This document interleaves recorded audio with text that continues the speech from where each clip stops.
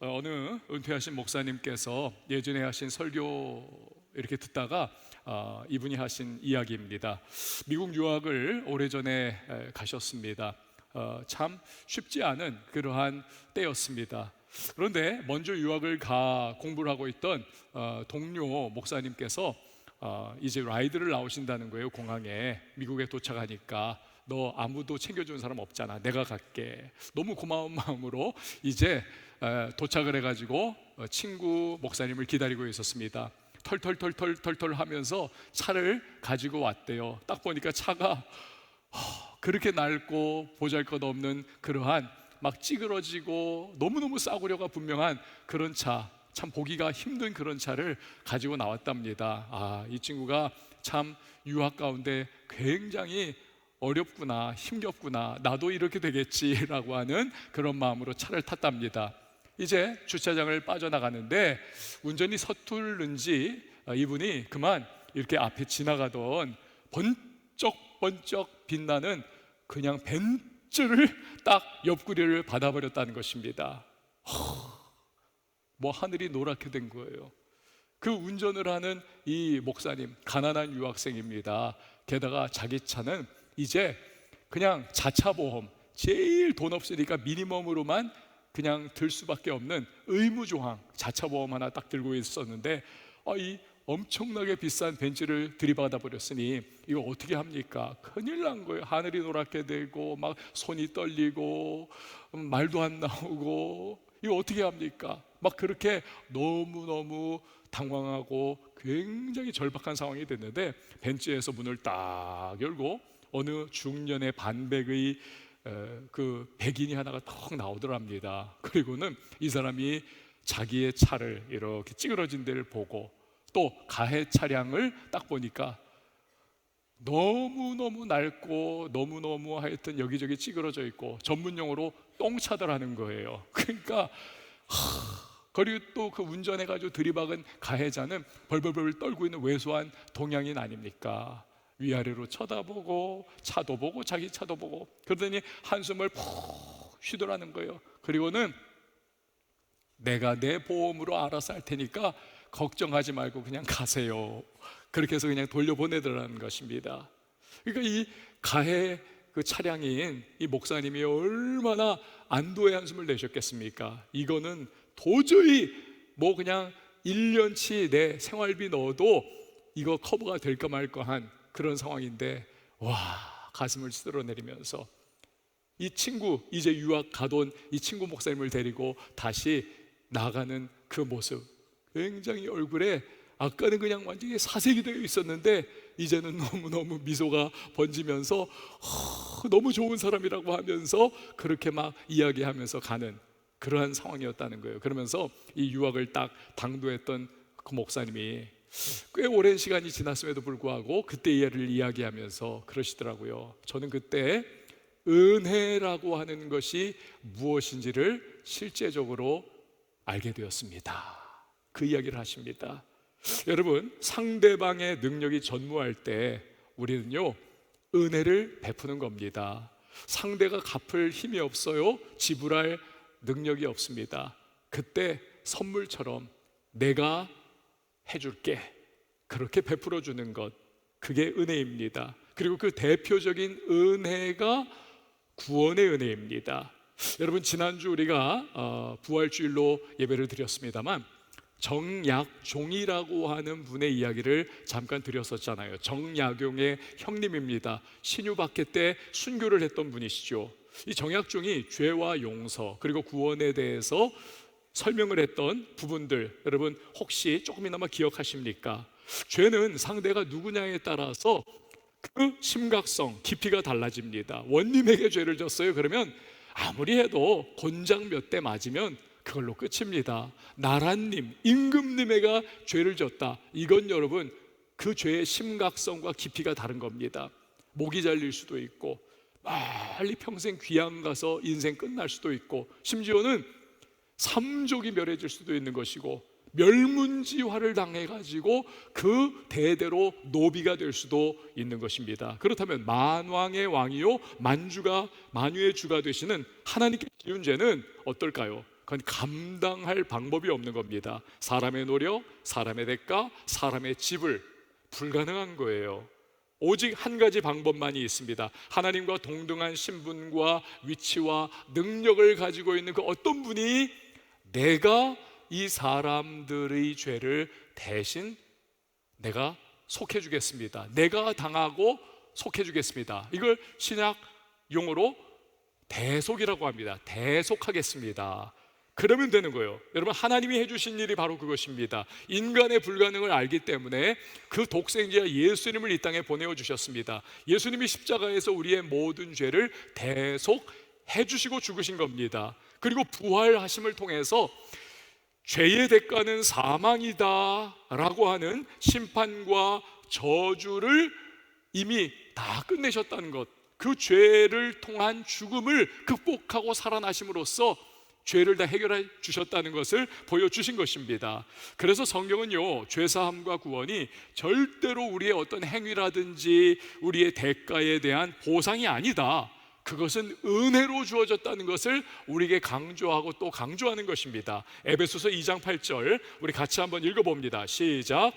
너희는 그 은혜에 의하여 믿음으로 말미암아 구원을 받았으니 이것은 너희에게서 난 것이 아니요 하나님의 선물이라. 아멘. 그렇습니다.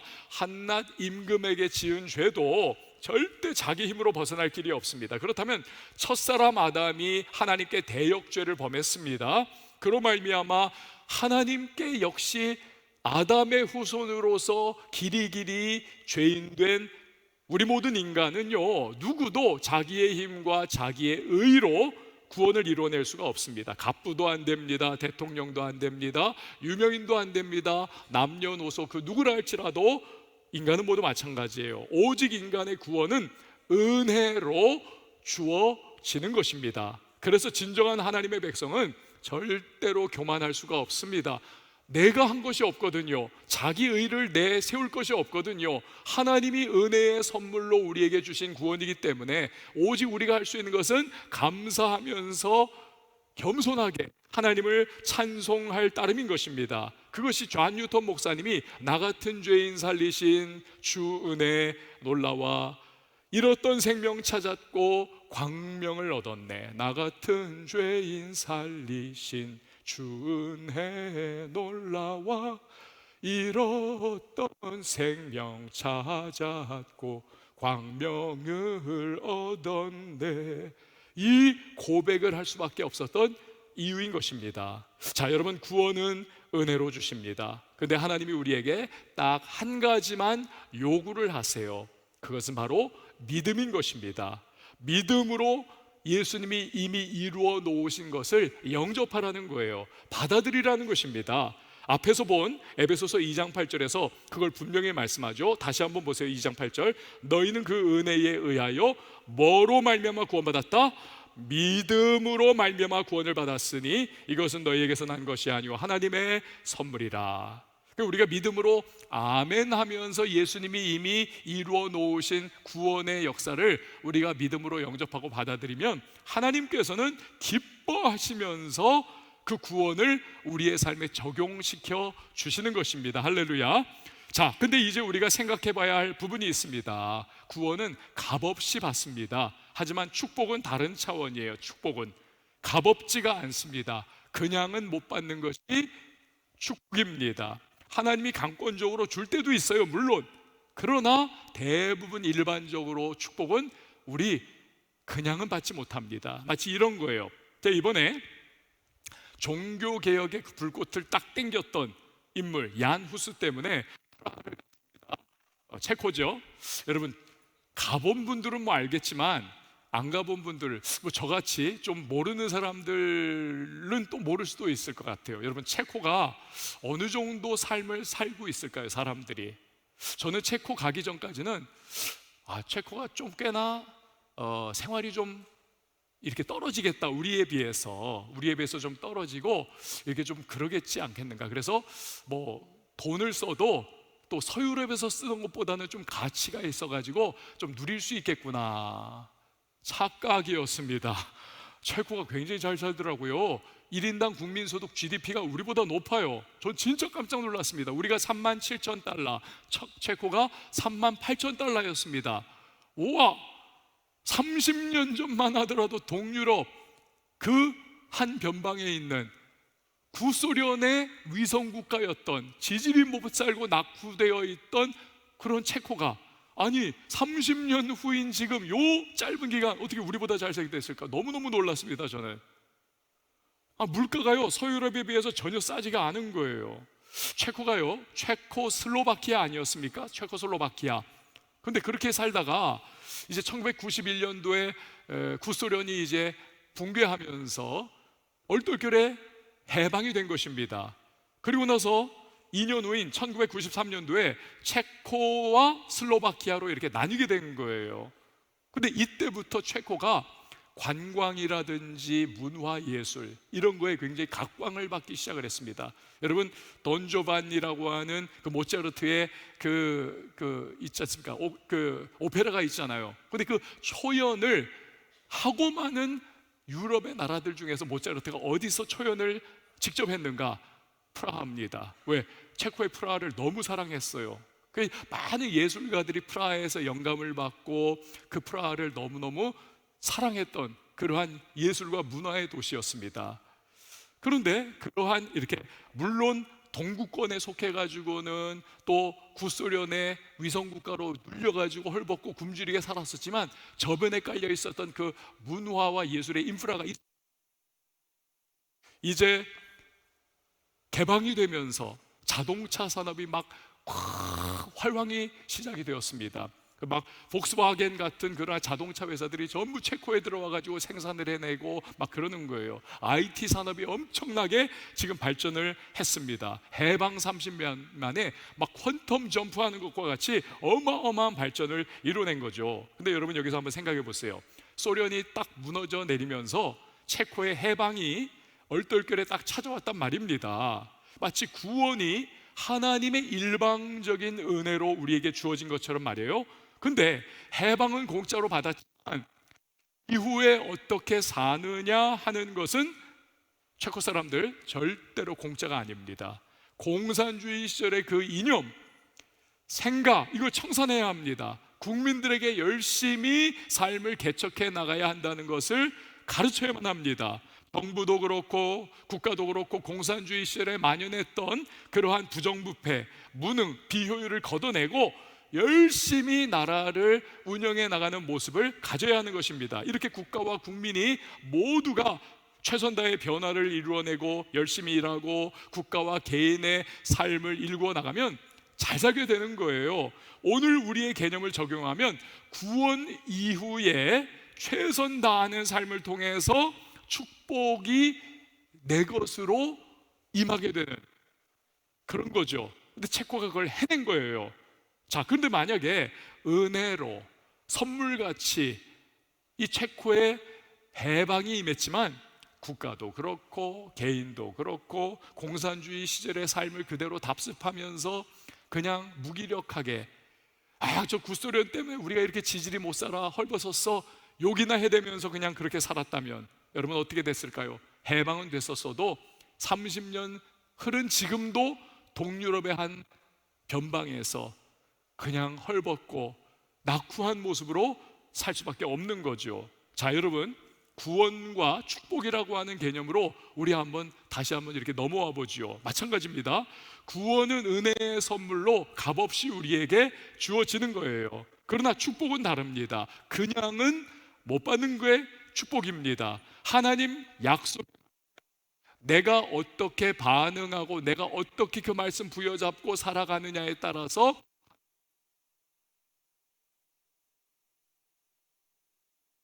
수도 아니면 내게 그것이 그냥 현실화하지 않는 문자로서 남아있을 수도 얼마든지 있다라고 하는 사실입니다. 그래서 여러분 오늘 설교 제목이 굉장히 중요해요. 모든 것을 함축하고 있습니다. 한번 저를 따라해 주세요. 값없이 받는 구원, 그냥은 못 받는 축복. 그렇습니다, 여러분. 그게 구원과 축복의 관계예요. 이걸 잘 보여주는 것이 오늘 본문의 말씀입니다. 신명기 말씀 아닙니까? 자, 신명기라고 하는 성경은요, 여러분, 독특합니다. 배경이 이제 430년 애굽에서 종살이 하다가 모세의 영도하에 출애굽을 했잖아요. 40년 광야 생활을 이제 마쳤습니다. 드디어 한 세대 전멸하고 나머지 2세대 그리고 여호수아와 갈렙이 이제는 가나안에 들어가기 바로 일보 직전이에요. 눈앞에 가나안 땅이 어렴풋이 보이는 거예요. 그 현장이 모압 평야입니다. 우리처럼 이렇게 모압 평야에 탁 이렇게 결집해 있을 때 하나님이 모세를 통해서 너희가 앞으로 가나안에 저기 들어갈 것인데 가나안 들어가면 이렇게 살아야 해 라고 하는 부분을 쫙 하나님이 1장에서 26장까지 쭉 이야기를 하세요. 그게 율법이죠. 이렇게 살아라 저렇게 살아라 이렇게 살아라 하면서, 그리고 나서 이제 오늘 본문인 27장으로 들어와 가지고 마지막 장까지는 만약에 너희가 내가 앞에서 말한 그 율법의 말씀, 내가 뜻하는 바대로 너희가 살아가면 내가 이렇게 복을 줄 거야. 그런데 만약에 너희가 그 말씀대로 살지 않으면 내가 이렇게 심판하고 저주할 거야 라고 하는 것을 이렇게 하나님께서 양단 간에 너희가 결정해야 돼 라고 하면서 말씀을 하시고 계시는 것입니다. 자, 그런데 이 백성들에게 27장 1절에서 3절에 보니까 하나님이 굉장히 강조하시는 부분이 하나가 있습니다. 1절 말씀 보세요. 같이 읽습니다. 시작. 모세와 이스라엘 장로들이 백성에게 명령하여 이르되 내가 오늘 너희에게 명령하는 이 명령을 너희는 다 지킬지니라. 아멘. 어떤 명령 지키라는 거예요? 2절과 3절에 나오는 후속 구절들을 지키라는 것입니다. 거기 보니까 이런 말씀이 있죠. 너희가 요단을 건너 네 하나님 여호와께서 내게 주시는 땅에 들어가는 날에, 이제부터 시작해요. 큰 돌들을 세워라. 그 돌에 석회를 발라라. 그리고 요단을 건넌 후에 이 율법의 모든 말씀을 그 석회를 바른 큰 돌 위에 기록하라는 것입니다. 자, 여러분 한번 이미지를 연상을 해보세요. 요단강 건너는 거예요. 건너자마자 할 일은 깃발 꽂고 여기가 우리 땅, 이게 아니라는 것입니다. 거기에 있는 큰 돌들을 여러 개를 세우라는 겁니다. 그리고는 석회를 그 돌들에 바라라는 거예요. 여러분, 석회는 어떤 거예요? 석회는 하얀 결정체 아닙니까? 저기 지금 나오는 것처럼 저걸 물에 짓이겨가지고 이겨가지고 돌에다가 이렇게 막 겹겹이 층층이 두껍게 바른다고 생각해 보세요. 돌이 무슨 색이 되겠습니까? 하얀색이 되겠죠. 그런데 그 하얀 색이 되어 있는 돌 위에다가 까만 먹으로 여러분 율법을 기록한다고 생각해 보세요. 흰색과 검은색의 대비가 확실하게 되면서 무슨 글을 썼는지가 너무 눈에 그냥 선명하게 딱 완전히 이 마음에 각인이 될 정도로 확 들어오지 않겠습니까? 그 대비 효과를 주려고 하는 거예요. 그러면서 그 쓰여 있는 율법을 이제는 요단강 건너 가나안 땅 들어가서 지키며 살아라. 그러면 내가 이전에 말했던 모든 축복들, 가나안 들어가서 이제 너희에게 주리라 한 모든 것들을 다 너희에게 그대로 되게 해줄 거야 라고 말씀을 하시는 것입니다. 그래서 3절 하반절에 어떻게 시작합니까? 그리하면 내게 말씀하신 대로 하리라. 빨간 그 노란 구절만 보면 그리하면 내게 말씀하신 대로 하리라. 여러분, 이스라엘 백성을 하나님께서 가나안 땅으로 이제 들여보내시는데 가나안 땅에 들어갔을 때 하나님이 어떤 축복을 주신다고 하시는 겁니까? 들어가도 복을 받고 나가도 복을 받고 너희의 떡반죽 부르시 복을 받고 막 복을 주시겠다는 거예요. 이른 비와 늦은 비를 적절한 때에 다 뿌려주셔가지고 농사를 지으면 대풍을 주시겠다는 것입니다. 하나님께서 그의 능력으로 원수들을, 가나안 족속들을 다 쫓아내어서 이 땅을 너희의 땅 되게 해주시겠다라고 말씀을 하시는 겁니다. 너희가 머리가 되고 절대로 꼬리가 되지 않을 것이다 말씀을 하세요. 너희 한 사람이 만을 쫓아내는 그러한 역사를 베풀어 주시겠다 말씀을 하신 겁니다. 그리고 마지막에 하나님 말씀하시기를 너희가 제사장 민족이 되어서 온 열방을 축복하는 그러한 우두머리 되게 해주겠다. 하나님의 놀라운 사용하시는 민족 되게 해주시겠다라고 하나님이 복을 약속해 주신 것입니다. 그런데 요구 조건 하나가 있다는 거죠. 그리하면 그렇게 해주겠다. 그리하면이 뭡니까? 너희가 그 석회를 도리에 바르고 율법을 기록하라는 거죠. 의미는 율법대로 살라, 하나님 말씀대로 살라는 거예요. 자, 왜 그러한 요구 조건을 하나님이 딱 붙여 놓으셨을까요? 그냥 가나안 땅 들여보내주시면 좋은 거 아니에요? 이유는 인간의 타락한 본성 때문에 그렇습니다. 인간은 언제든지 하나님이 주신 좋은 것들, 선하고 아름다운 것들을, 축복의 것들을 받았음에도 불구하고 그것을 변질시키고 타락한 모습으로 사용할 수 있기 때문에 그런 거예요. 여러분, 지금 유럽에서 가장 기독교 입지가 약해진 나라 두 곳을 뽑으라 그러면 영국하고 네덜란드라고 말할 수가 있습니다. 근데 영국하고 네덜란드 생각하면 둘 다 굉장히 아이러니가 아닐 수가 없어요. 영국이 어떤 나라입니까? 전 세계에 선교사를 보냈던 나라가 아닙니까? 그 이면에는 어마어마한 부흥이 있었다는 거죠. 조지 위필드라든지 또 뭐 하여튼 거기에 어마어마한 설교자들, 뭐 스펄전이라든지 또 뭐 하여튼 캠벨 몰간이라든지 이러한 위대한 불세출의 설교자들이 부흥을 이끌었던 그런 나라, 해가 지지 않는 나라가 그래서 하나님의 축복으로 되었던 영국이 아닙니까? 네덜란드 어떤 곳이에요? 영역 주권이라고 여러분 들어보셨죠? 모든 인간사의 영역에 정치고 경제고 예술이고 뭐 하여튼 어떤 곳에도 하나님의 주권적인 능력, 하나님의 주권이 임하지 않은 곳은 없다라고 하는 영역 주권, 이것을 설파하는 그 개혁주의 신앙이 꽃을 피웠던 그러한 나라가 네덜란드 아닙니까? 그것을 믿고 나갔을 때 하나님이 네덜란드 그 작은 나라에도 여러분 전 세계 무역을 완전히 쥐락펴락하는 복을 주셨잖아요. 영국도 그렇고 또 네덜란드도 그렇고. 그런데 모두가 부러워하는 그러한 복을 받은 이 나라들이 변질이 되더라는 거예요. 타락한 죄성이 작동을 하니까. 그래서 주님이 주신 복과 번영을 이상하게 쓰더라는 것입니다. 지금 뭐 동성애라든지 자유주의 신학이라든지 인본주의를 전 세계에서 가장 앞장서서 주장하는 그런 나라들이 됐습니다. 그러니까 하나님의 주주권을 거부하고 대적하는 나라들이 된 거죠. 여러분, 많은 사람들이 그런데 이와 비슷한 행태를 보인다는 것입니다. 돈을 한번 여러분 생각을 해봐요. 돈, money. 로마서 15장에 보면 사도 바울이 그런 말을 합니다. 내가 너희들, 로마서는 로마 교인들한테 보낸 편지잖아요. 내가 이 편지를 너희들한테 먼저 보내는데 나중에 내가 갈 거야. 그래서 너희들을 만날 거야. 그리고 나서 로마서 15장에 보면 뭐라고 쓰냐면 내가 너희를 본 다음 서바나로 가리라. 서바나, 스페인. 왜 거기를 가리라?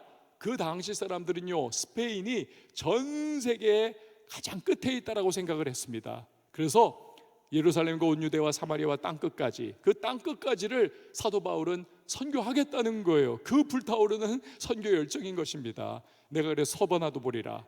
제가 이번에 이제 스페인을 갔었습니다. 바르셀로나에 갔더니 그 가우디라고 하는 진짜 뭐 세계적인 100년 전 사람이잖아요. 가우디라고 하는 그 건축 설계자가 하여튼 그 바르셀로나를 얼마나 정말 멋지게 만들어 놨는지, 가우디의 주택, 가우디의 뭐 하여튼 디자인들, 이게 바르셀로나를 먹여 살리는 것 같다, 그런 느낌이 드는 정도였었습니다. 그런데 이 가우디가 사그리다 파밀리아라고 하는 거대한 성당을 그가 설계를 해가지고 그게 지금 144년째 지금도 건축 중에 있습니다. 144년. 이제 2026년도 올해 저 사그리다 파밀리아 144년째 되는 올해 이제 완공된다고 해요. 근데 뭐 가봐야 알지 모르겠어요. 하여튼 지금도 건축되고 있는데 저길 들어가 봤습니다. 들어가 봤는데 거대한 그 문이 있어요. 그 문에 가우디가 신앙이 또 굉장히 좋았던 사람이거든요. 성경을 잘 알고 있는, 그래서 저 사그리다 파밀리아 그 성당 전체를 마치 이렇게 성경의 내용이 거기에 다 담겨 있는 것과 같은 그러한 건축물로 만들어낸 거예요. 그 성경의 내용들이 이렇게 보면 저거는 성경의 어떤 부분이구나, 저건 어떤 부분이구나, 이게 이제 막 느껴지는 거예요. 근데 문에 이렇게 큰 문이 있었는데 거기 보니까 주기도문이 이렇게 쓰여 있더라고요. 물론 뭐 스페니쉬로 써 있는 거예요. 근데 쭉 써 있는데 거기 보니까 하늘에 계신 우리 아버지여 이름이 거룩히 여김을 받으시오며 이런 거잖아요. 근데 거기에 한 문장이 굉장히 크게 부각이 되어 있었습니다. 그 문장이 뭐냐면 주기도문 중에서 우리에게 일용할 양식을 주옵시고. 자, 여러분, 가우디라고 하는 이 건축가는 인간 이해가 출중했던 분이라는 것을 알 수 있는 거죠. 사람은 어떻게 살아가는가? 하나님의 공급하심을 누리며 받으며 살아가야 하는 존재가 우리 인간이다라는 것을 그걸 통해서 우리에게 보여주는 것이죠. 그런 염원대로 여러분, 하나님께서 오늘날 우리에게 일용할 양식을 주옵시며 라고 구하는 자들에게 하나님이 공급해 주세요. 신실하시게. 그러면 여러분, 우리가 그 하나님의 공급과 베푸시는 은혜를 누리면서 그분 더 잘 섬기고 물질로서 우리가 하나님 앞에 그 뜻을 이루어드리는 일에 정말 헌신하면 얼마나 좋아요. 그렇게 하나요? 10중 8구 그렇지 않더라고요. 하나님이 주신 축복인데, 하나님이 주신 물질인데 그걸 가지고 욕심과 변질된 모습으로 오히려 하나님을 더 멀리 떠나는 그런 모습들이 대부분 많이 보입니다. 이게 인간이라는 거죠. 여러분, 돈만 그렇습니까? 주신 건강, 주신 위치, 주신 머리, 주신 은사, 주신 재능, 이런 거 가지고 하나님을 더 영화롭게 하고 하나님의 나라 구현해내는 일을 헌신하면 얼마나 좋아요. 그렇지 않아요. 대부분 오히려 자기 욕심 채우고 하나님으로부터 점점 더 멀어지면서 변질된 인간의 모습을 드러내는 그러한 상황들이 훨씬 많습니다. 이게 인간이라는 거예요. 대부분이 그렇습니다. 이스라엘 백성도 마찬가지예요. 그들은요, 가나안 땅에서 잘 먹고 잘 살게 되니까 훗날 결국은 하나님을 떠나갑니다. 결국은 타락해요. 근데 그게 오래 걸리지도 않아요. 자기들을 이스라엘을 가나안 땅으로 영도에 들어간 여호수아가 죽자마자 하나님을 잊어버립니다. 그리고는 자기 뜻대로, 자기 생각대로 살아가는 사사기 시대가 펼쳐지면서 하나님의 심판과 책망 가운데 들어가서 결국에는 외적의 침입으로 말미암아 막 깨지고 노예 생활하고 얼마나 고생을 많이 합니까? 패턴이 계속되잖아요. 하나님의 심판받는 거죠. 그뿐 아닙니다. 사사시대가 끝나고 왕정시대로 들어가면 이건 더한 거예요. 점입가경이라고, 그때는 하나님 개념도 없고 완전 우상숭배에 쩌들어가지고는 선지자들이 자기 목숨 걸고 하나님께로 돌이키라, 여호와께 돌아오라 막 외치고 회개하라고 그렇게 해도요, 선지자들 죽이고 막 거부하면서 아랑곳하지 않습니다. 결국 회개의 기회 다 차버리고는 하나님의 최종 심판을 받지 않습니까? 외적들이 쳐들어와서 나라를 멸망시키는 최종 심판인 거죠. 그래서 이방 나라의 포로로 끌려가는 저주와 심판을 당하더라는 것입니다. 여러분, 이처럼 하나님 말씀과 율법을 놓치면 너무나 빠르게 타락하고 범죄해 가는 것이 시대를 불문한 인간 실존이더라는 것입니다. 이걸 너무 잘 아시기 때문에 하나님은 지금 약속의 땅 가나안을 목전에 두고 있는 이스라엘 백성들, 모압 평야에 모여있는 그들에게 너희가 가나안 땅 들어갈 텐데 들어가면 제일 먼저 해야 될 것은 깃발 꽂는 거 아니야. 너희는 큰 돌을 세워서 석회를 바르고 하얗게 된 그곳에 나의 율법을 기록해라. 선명하게 보이도록 그것을 마음에 기억해라. 그 말씀을 보면서 너희가 반드시 내가 예비한 축복을 누릴 수 있도록 말씀의 길, 순종의 길 걸어가기를 바란다. 이것을 하나님께서 강조하시는 거예요. 왜? 너무너무 사랑하는 그 백성이기 때문에, 그들과 그들의 후손이 영구히 하나님의 복을 누리기를 원하시는 아버지 하나님의 마음인 것입니다.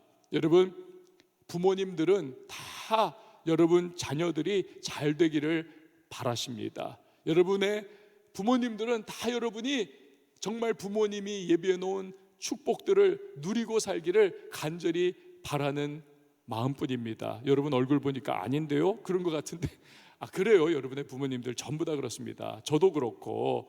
그래서 성경을 보면 여러분, 성경 안에는 오만 가지 축복들이 있습니다. 정말 많은 축복들이 있어요. 근데 그 복들을 누리기 원한다면 우리는요, 복받을 준비가 되어야만 합니다. 복받을 준비, 즉 하나님 말씀과 그분의 명령, 이것을 순종하고 따라가야 하는 것입니다. 그러면 하나님께서 기뻐하시면서 예비해 놓으신 복을 우리의 삶에 허락해 주시는 거예요. 그 과정에 어려움도 있을 수 있어요. 고통도 있을 수 있어요. 괴로움도 있을 수 있어요. 그러나 종국에는 하나님께서 우리의 삶에 하나님 역사를 베풀어 주셔서 반드시 위경에서 건져 나오게 하시고 합력하여 선을 이루게 하시고 슬픔과 애통마저도 기쁨이 춤추는 대상 되게 하여 주셔서 반드시 하나님의 살아계심을 드러내게 해 주실 것입니다. 이번에 로마에 갔을 때 아주 오랜만에 만난 목사님이 계세요. 제가 대학교 때 이제 배낭여행을 이제 갔거든요. 그때 뭐 88 올림픽 같은 거 이제 하면서 우리나라에서는 이제 여행 자유화가 처음 이루어졌던 그때였습니다. 그래가지고 저도 배낭 하나 딱 짊어지고 진짜 프랑스에서는 바게트만 일주일 씹었어요. 진짜 돈이 없어요. 바게트만 씹으면서 진짜 비행기표 하나 끊어가지고 가는 거거든요. 그래가지고 그냥 거기 가지고 선교사님한테 붙어가지고는 선교사님 그 전도하는 거 도와드리면서 하여튼 막 그랬던 시절이 있었는데, 그때 로마에 갔더니 일주일 동안 정말 완전히 쫄쫄 굶다가 바게트만 뜯다가 로마에 가가지고 진짜 처음으로 밥다운 밥을 먹어봤습니다. 그때 만난 분이 요번에 이제 제가 로마 가가지고 만난 그 목사님이거든요. 오래간만에 만난 목사님이십니다. 근데 이분은 40여 년 전에 로마에 한국 선교사로는 1호로 이제 그분이 파송이 된 거예요. 그리고는 거기에 첫 번째 로마의 한인교회를 세우신 분이십니다. 이분이 이제 은퇴를 하셨어요. 그리고 나서 오래간만에 찾아뵀더니 이분이 길목사 왔냐 그러면서 이제 자기가 저희를, 아내하고 저를 이제 이틀 동안 가이드를 해주시겠다는 거예요. 그래서 얼마나 고맙습니까? 차도 태워주시고 뭐 여기저기, 거기 뭐 완전히 사시는 토백이니까 40년 거기 계셨으니까 너무 잘하시잖아요. 너무 좋다고 고맙다고 하고 이제 따라 붙었습니다. 근데 그 이틀 동안요 진짜 너무 힘들었습니다. 진짜 힘들었어요. 일단은 목사님 연세가 많으시잖아요. 막 맞춰드려야 되는데 참 힘들더라고요. 두 번째는 목사님이 이 자동차가, 지금 유럽은 아직도 70%가 그 수동기어입니다. 이 수동기어를 계속 쓰시는데 40년 운전을 하셨는데도 아직도 수동기어가 제대로 안 되시는 거예요, 이분은. 그래가지고는 이게 1단 넣어가지고 출발하면 언제나 차가 비명을 지릅니다. 끼끼끼끼 그래요. 그래서 클러치하고 이 엑셀이 이게 제대로 안 되니까 이게 시동이 꺼질 듯 말 듯. 그러면서 딱 어느 때 맞물리면 탁 튀어나가는 거예요. 목이 막 뒤로 탁 쳐지고. 이틀 동안 내내 그랬습니다. 그러면서 이제 이분이 또 한 가지가 있는데 3종 세트잖아요, 모든 것은. 하나가 더 뭐냐면 40년 로마 생활을 하셨는데 길을 몰라요. 길치야. 왜냐하면 옆에 사모님이 늘 앉아가지고, 목사님은 완전히 이런 커플 있잖아요. 왜 남편은 세상 돌아가는 거 아무것도 모르고 책상에 앉아가지고 이제 그냥 이제 늘 책 보고 그런 거 좋아하시고, 이제 부인이 실제적인 생활머리를 다 쓰시는 그런 케이스예요, 이 두 분이. 그러니까 이 사모님이 평소에는 40년 동안 여보 좌회전, 여보 우회전 했는데 이 목사님은 그냥 기계적으로 그 말 듣고 그냥 했는데, 이번에 저희 부부가 가니까 사모님이 뒤에 앉고 제가 목사님 옆에 앉았단 말입니다. 그러니까 사모님이 그걸 못 해주니까 목사님이 40년 로마 생활인데도 길을 모르는 거예요. 전 그런 것도 신기해요. 참 세상 참 신기한 거 봤어요. 40년 동안 그 생활을 했는데. 그래요, 제가 한 10분 만에 이분 안 되겠다 해가지고 제가 알아냈어요, 그걸. 그래가지고 제 휴대폰을 켜가지고 내비게이션을 틀었습니다. 그래서 목사님 저기 100m 앞에서 좌회전입니다. 200m 앞에서 우회전입니다. 제가 하여튼 계속 알려드리지만 목사님이 또 고집이 세요. 말을 안 듣습니다. 분명하지도 않은데 자꾸 글로 가신다는 거예요. 그래서 사거리 만나면은 그냥 좌회전해. 목사님 여기서 100m 앞 좌회전. 근데도 그냥 직진하고 나서는 여기 아니네? 그러면 유턴해가지고 다시 돌아가야지. 유턴해요. 그래가지고는 우회전하면 아까 그 좌회전 거기잖아요. 근데 우회전 안 하고 또 직진해서 또 그냥 건너와요. 그러면 막 저는 미치고 막 그러는 거예요. 알려드렸는데. 그리고 저희를 가이드를 해준다 하셨잖아요. 그러면 목사님네는 40년 사셨고 앞으로도 여기 계속 사실 거니까 시간 많잖아요. 로마. 우리는 거기에 한 며칠밖에 없잖아요. 그러면 효율적으로 딱딱딱딱 예약이 되고 모든 것이 탁탁 시간이 맞아서 뭐 카타콤 지하 그 동굴 묘지 기독교인들이 로마 밖에 피해서 지하 막 7층 8층 팔고 거기에 속에서 태어나고 죽고 그랬단 말입니다. 거기 이제 가면 미리 전화해가지고 몇 시에 오픈하고 예약 미리 전화로 다 해가지고는 인터넷으로 한다든지 해가지고 우리 딱 가면은 딱 들어갈 수 있도록 좀 해주시면 얼마나 좋아요. 아침에 저희 데리러 와가지고 그냥 가면 돼. 가면 안 돼. 되는 게 없어. 로또 같아. 하나도 안 맞아. 그냥 안 되는 거예요 다 그냥. 그래가지고는 브리스길라 그 아굴라 부부 있잖아요. 브리스길라의 그 카타콤 그 지하 묘지가 거기 하나 있거든. 그거 진짜 가보고 싶었는데 그래가지고 못 갔어. 거기 가가지고는 이미 딴 팀 다 들어가고 이제 다 클로즈 된 거예요. 막 속 타가지고 막 화가 나 있는데 목사님이 저기로 딴 데로 또 있다고, 딴 데도 가면 많다고. 갔더니 또 1시간 기다려야 된대. 이런 식이에요. 그러니까 이틀 동안 얼마나 신경 쓰고 막 운전에다가 막. 그래서 제가 오죽하면 제 뒷자리에 앉은 아내 이게 제가 손을 이렇게 뻗어가지고 손을 가끔씩 꽉꽉 잡았어요. 나 좀 어떻게 좀 위로해 달라고. 근데요 제가 이틀째 그 마음이 싹 사라지고 그리고 평온을 찾게 되고 이 목사님을 존경하게 된 계기가 있었습니다.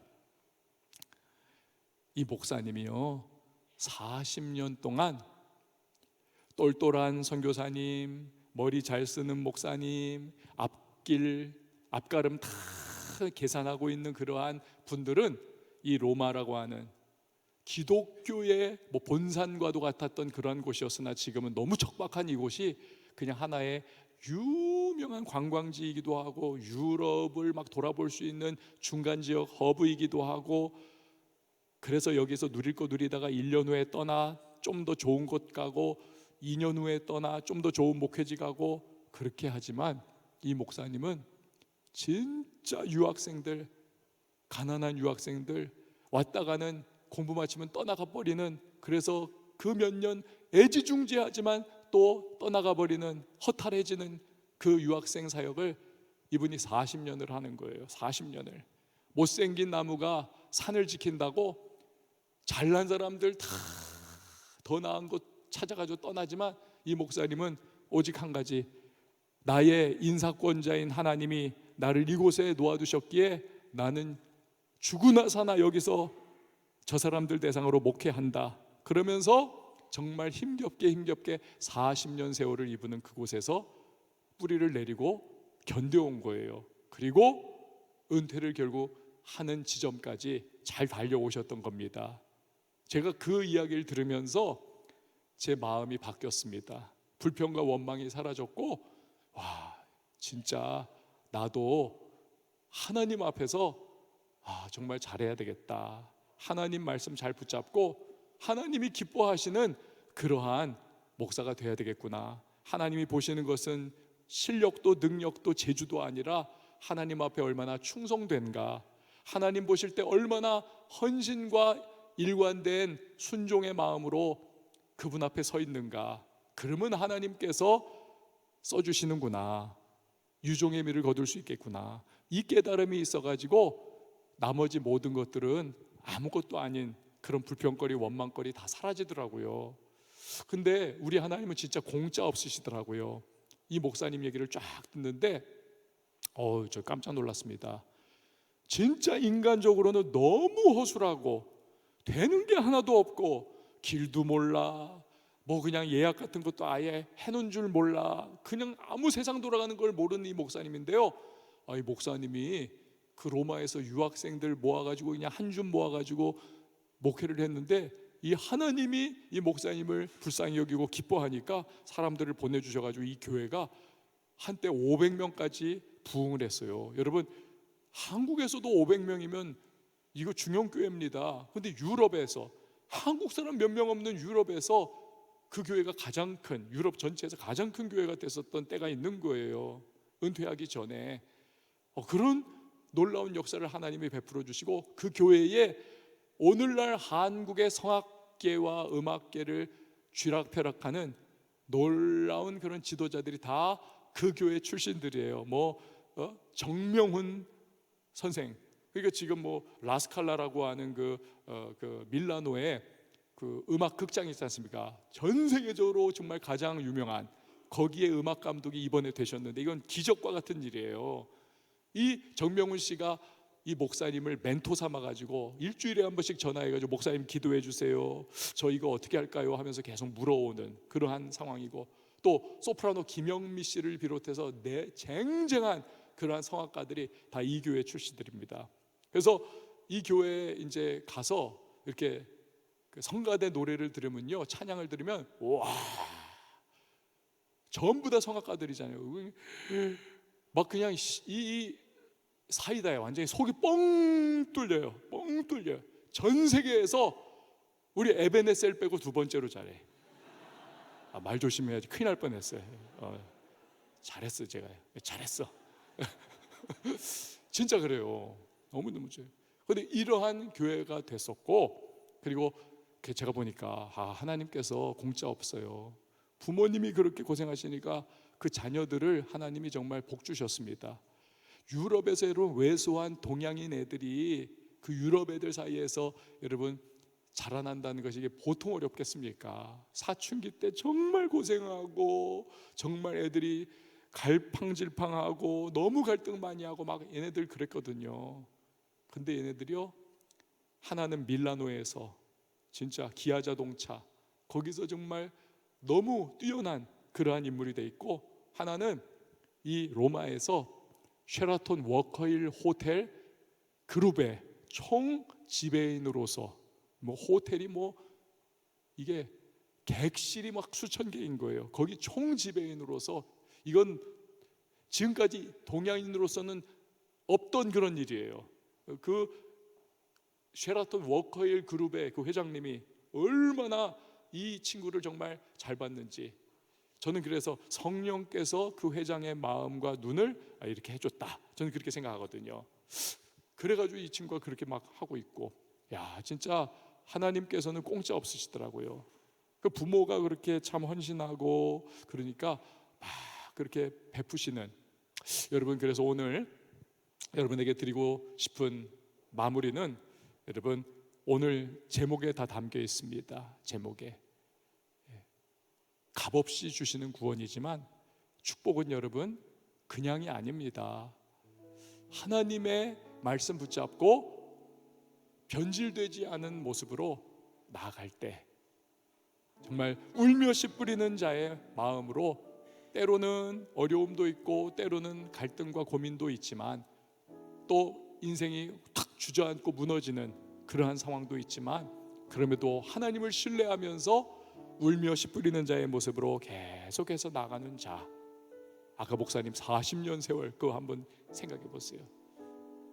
여러분, 우리 앞에 있는 믿음의 선한 싸움 잘 싸우면서 어렵고 힘겨워도 말씀 붙잡고 주님 신뢰하며 나갈 때, 하나님께서 반드시 어느 때가 되면 여러분 한 분 한 분을 주의 능력의 손으로 이렇게 세워주시고, 빛나는 별처럼 여러분 빛나게 해주시고, 또 하나님 예비하신 은혜와 복을 허락해 주실 것입니다. 그런 하나님이세요. 우리 다 같이 일어나서 함께 찬양하도록 하겠습니다. 하나님의 부르심에는 후회하심이 없습니다.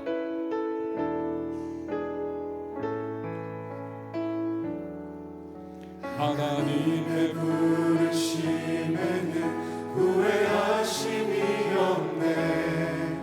내가 이 자리에 선 것도 주의 부르심이라. 하나님의 부르심에는 결코 실수가 없네.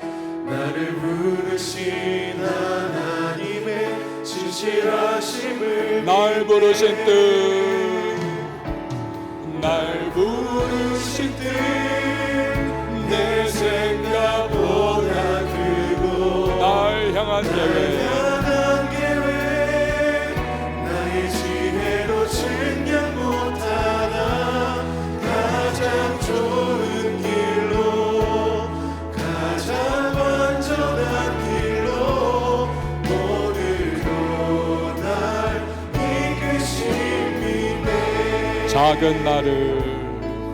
작은 나를 부르신 뜻을 나는 알 수 없지만 오직 감사와 순종으로 주의 길을 가리라.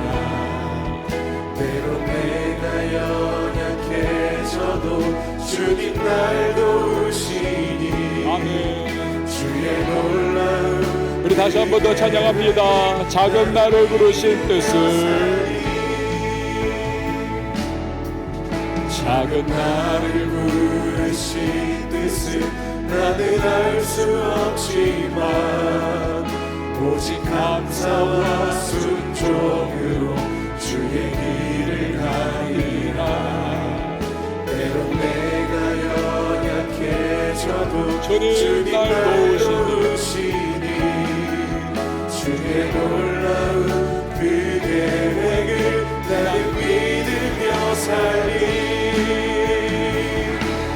날 부르신 뜻 내 생각보다 크고 날 향한 계획 나의 지혜로 측량 못하나 가장 좋은 길로 가장 완전한 길로 오늘도 날 부르신 뜻 내 생각보다 크고 날 부르신 뜻 내 생각보다 크고 날 향한 계획 나의 지혜로 측량 못하나 가장 좋은 길로 가장 완전한 길로 오늘도 여러분 이 고백 우리의 믿음의 고백되게 하십시다. 날 부르신 뜻 날 부르신 뜻 내 생각보다 크고 날 향한 계획 나의 지혜로 측량 못하나 가장 좋은 길로 가장 완전한 길로 오늘도 날 이끄십니다. 이 시간 우리 함께 기도했으면 좋겠습니다. 여러분 지금 하나님 말씀의 길을 걸어가고 있나요? 아니면 상황과 현실에 떠밀려서 치우치는 모습으로 지금 그렇게 나아가고 있습니까? 오늘 우리 말씀 들었어요.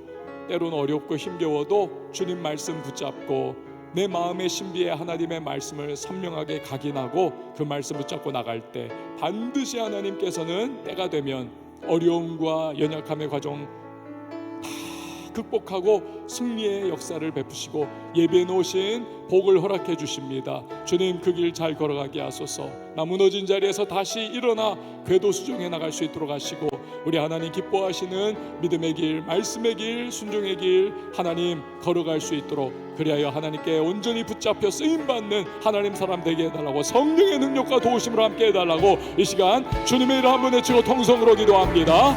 주여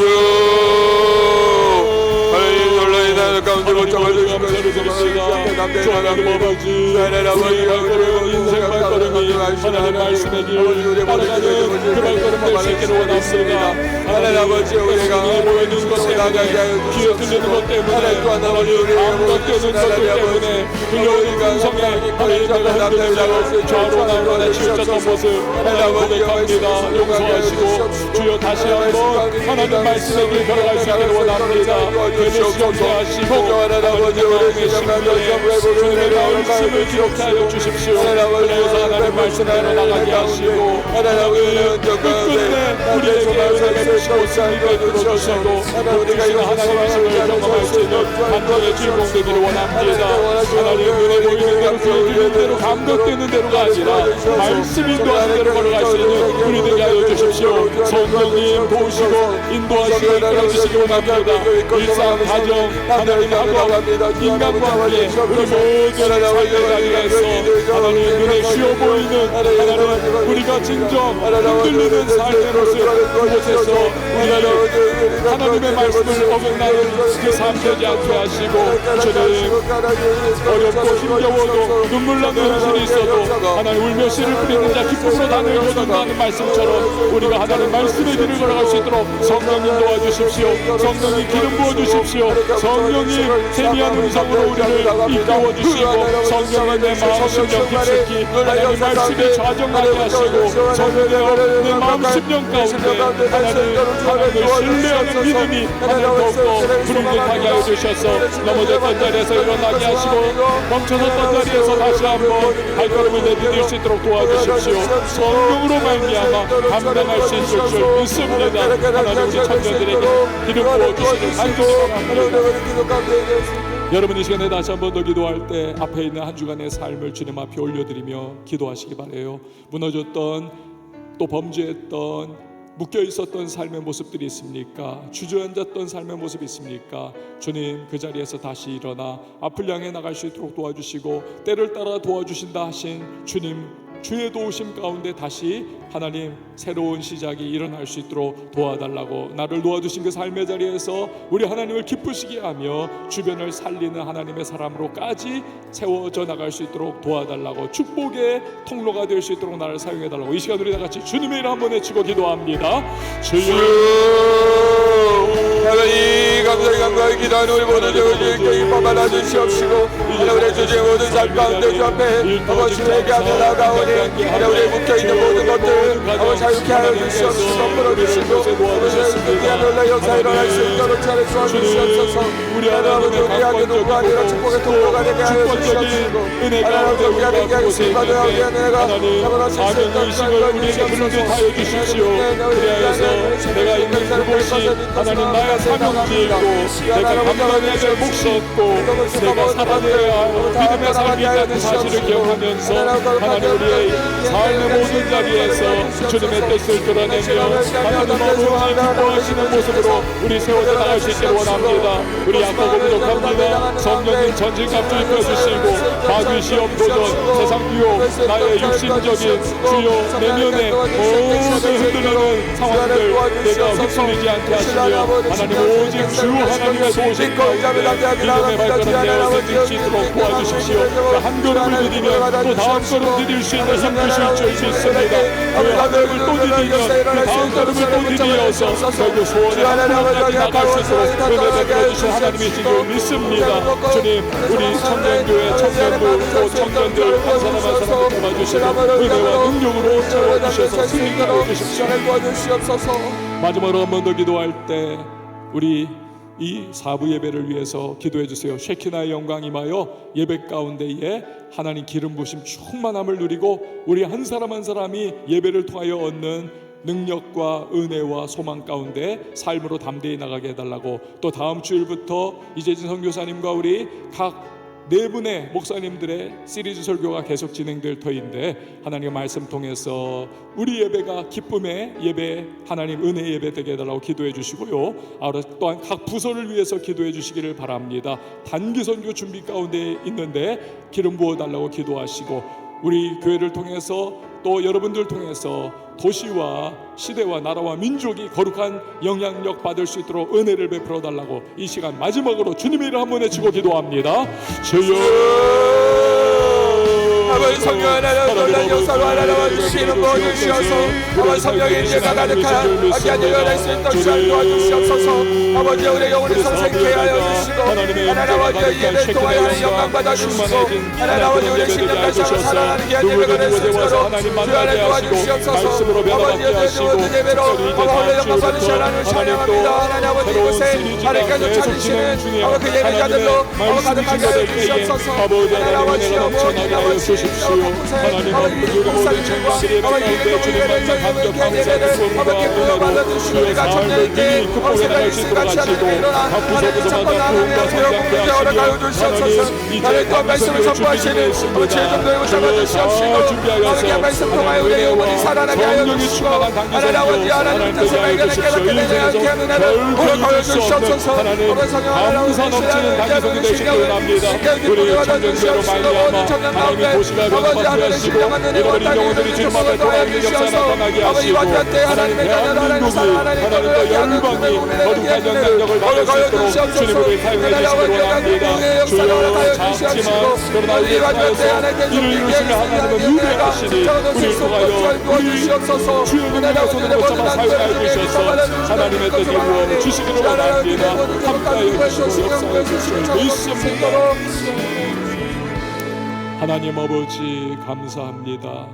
우리가 주님의 말씀을 신비에 새기고 그 말씀 따라 한 걸음 한 걸음 나갈 때 때로는 눈물 나는 일들, 고통스러운 현실, 또 때로는 심지어 주저앉는 순간도 있을 수 있으나 반드시 눈물을 흘리며 씨를 뿌리는 자의 모습으로 말씀의 씨앗을 심고 순종하며 나가면 우리 하나님은 우리를 역전의 사람들로, 승리의 사람들로, 복의 사람들로 변화시켜 주실 줄 믿습니다. 주님, 그 사실 기억하면서 뒤로 물러나지 않게 하시고 말씀의 순종, 헌신, 승리하는 주의 백성 되게 하여 주십시오. 우리 청년들에게 복 주셔서 삶의 현장 속에서 하나님 주님의 손에 붙잡혀 쓰임받게 하시고 여러 위기와 시험과 연약함이 다가올 때에 하나님 예배하는 그 예배를 통하여 얻는 위로, 소망, 그리고 성령의 능력으로 승리케 하여 주시옵소서. 하나님, 다음 주일부터 계속될 우리 또한 말씀마다 사용하여 큰 도전되게 하시고 예배 가운데, 각 부석 가운데, 단기 선교 가운데, 우리 청년교회 가운데 역사하시는 하나님이 은혜 가운데 아름답게 드러나는 우리 모두의 삶, 우리 교회 또 청년교회가 되게 하여 주십시오. 감사합니다. 예배를 섬기는 모든 수종자들에게 복 주시기를 소원합니다. 예물을 하나님 앞에 올려드립니다. 예물 안에 담겨있는 믿음의 고백들이 주님의 기쁨 되게 하시고 우리 모든 청년들 쓸 것을 공급하시는 여호와 일의 능력을 체험케 하시며 거룩한 부자들 일어나 더 많이 베풀고 나누고 구제하고 헌신하며 주님 나라 확장 위하여 기쁨으로 충성케 하옵소서. 이제는 우리 주 예수 그리스도의 은혜와 하나님 아버지 극진하신 사랑과 성령의 교통하심이 우리 모든 예배자 한 사람 한 사람 머리 위에 이제부터 영원토록 함께 계실지어다. 아멘.